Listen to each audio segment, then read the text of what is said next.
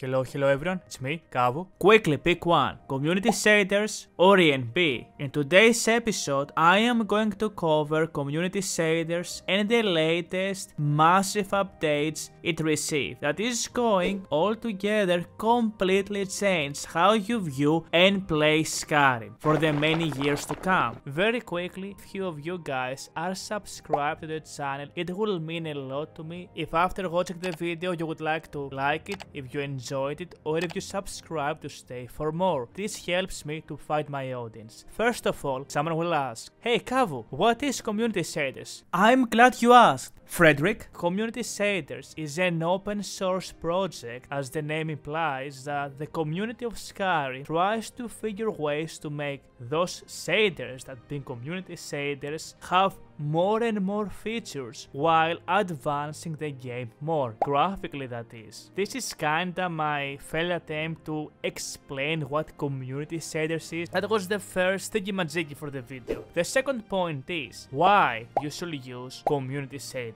And to you, my friend, I'm going to tell you only one thing: curved swords. You see those warriors from Hammerfell? They've got curved swords. Curved swords. Curved sword. Okay, I'm joking. That was kinda bad. Actually, two, to be more precise. The first thing is performance and stability. I can do a refresh right now. They've got curved Ready? swords. Okay. Curved swords. So community shaders, the first main point why you should use it and why I am advocating for community shaders for the past 1 year or so in this channel, is because the number one most important thing in Skyrim, that's the big titties. I'm joking guys, I'm gonna stop. Number one priority in Skyrim is stability. That means your game running constantly as close as possible to 60 FPS, not having crashes, not having delays, stutter, all this kind of shenanigans. Community shaders is the best and is better than ENBs when it comes to stability. Just give him the bloat. That's all I care about. As long as he can have the big head and big bloat, I'll be satisfied. No, it's lagging. No! Second reason why you should use community shaders over ENBs is that it keeps the vanilla spirit intact.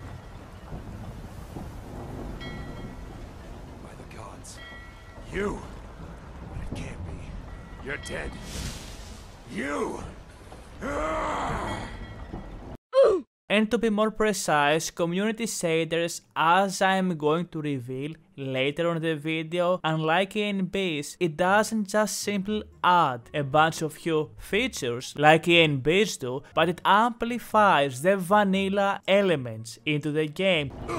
I'm going to showcase all of the mods you should have, the Exodia pieces if I may, although it is more than 5 in this episode, to make your game look exactly like I'm showing you in the footage. I am going to break this video into different parts, that being the basic mods, then the water, then the grass, and then the lighting. First thing, you want to go here on community shaders and you want to grab and install it. Community shaders, they do not work for the latest versions of Skyrim. They only work if you downgrade your game. Go to the requirements and make sure you have everything here, aside from the aging fixes VR, which is for VR only, which I don't think there is many people playing VR. Are you playing VR? Let me know, I'm actually curious. And to access community shaders in game, you have to press the N key after you install it. Once you launch your game while having community shaders on, it's gonna take a good while, so don't hurry. Give it a few minutes for your game to load the shaders. On top of that, you want to grab complex parallax materials. We're going to use parallax to have the results I am having, which is the best you can have, guys. Again, we are mixing the maximum performance with the best graphical settings. You want to go to the requirements and install the auto parallax. on top of that, smash vanilla HDR, screen space shadows, subsurface scattering, wetness effects, which is going to give this fantastic look that you see here on the pictures and on the video setting. This is very new and it's fantastic to have. And lastly, dynamic cube maps and dynamic cube maps for metal. Those are all of the mods I am using with community shaders to enhance all of the landscapes. This is how the game looks, and in my opinion it's absolutely fantastic, and I prefer this over any ENB because I'm a sucker for the vanilla game. If you agree with that, again, type it down in the comment section what you think. I'm always curious to read those. Do you use community shaders? Do you use CNB? Which one do you prefer and why? In case you're asking about my graphical setup, I've made a video just for that. I am going to link it down in both the video description and I'm going to link it on my pinned comment so you don't mess it up. Essentially, I am using Skyland combined with Parallax and few other mods. Why am I using Skyland? Because Skyland shares the same idea with community shaders. Performance with the best graphical setup. Simple as that.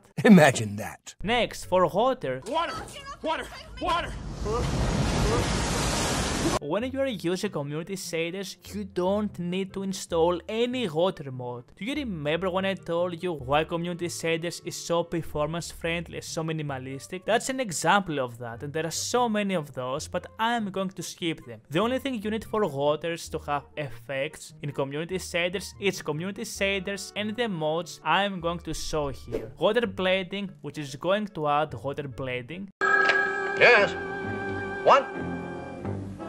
Don't say. When you are using community shaders, water caustics, that is me trying to figure out what this word means, and water parallax. Always make sure and read the requirements because any of those mods might have something you need to install. Then for grass, we have grass collision, which similar to ENBs, it's going to add, you've guessed it, grass collision. On top of that, we're putting grass lighting, which is going to add a fantastic grass lighting into the game, and also tree load lighting. That being said, let's move to the two last mods that I think are extremely important, and we have light limit fix. All of those mods, you can find them on the main page of community shaders. I'm just showcasing them here one by one. This is going to add a light limit fix, which is a problem with ENBs and with the vanilla game itself, where you have way more lights than what the game should account for. You have big frame drops, crashes, and many other flickering and bug issues. The main reason why I was beta testing and trying community shaders years ago was because of this